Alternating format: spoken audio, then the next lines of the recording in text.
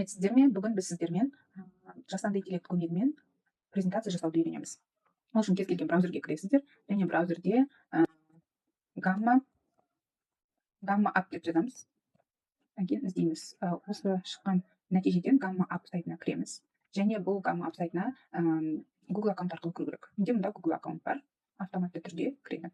Енді создать новый AI деген басамыз. Және сгенерировать деген түрін таңдаймыз. Презентация жасаймыз. Так, 8 парақшадан тұратын презентация болады қазақ тілінде. Және бұл жерге тақырыпты жазамыз.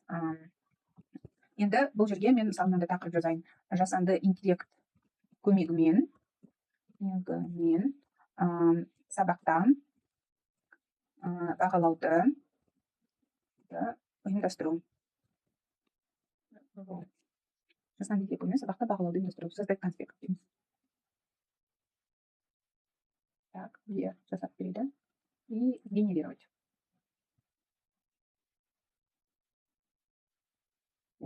Және кішкене күту керек.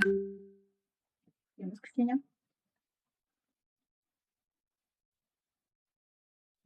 Бұл презентацияда бізге суреттерді бәрін жасап береді. Егер сізге суреттер ұнамаса, оны осы жерде немесе сақтап PowerPoint түрінде өзгертуге болады. Сізде міне презентация жасалып жатыр.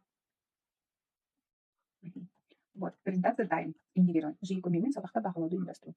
Так, күнделікті рутинасы дейді, бағалаудың форматы, міне бәрін көрсетіп берді, қалай бағалауға болатынын.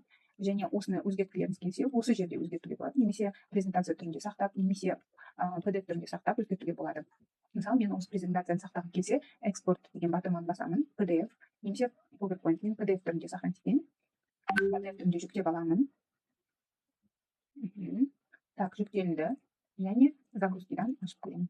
Менің жаңағы презентациям PDF түрінде сақтанды. Егер мен PowerPoint-ын таңдасам, PPTX-ін таңдасам, онда менде PowerPoint-ы ашылады. Және ол жерде сіздер суреттерді өзгертіп, мәтіндерді өзгертуге болады.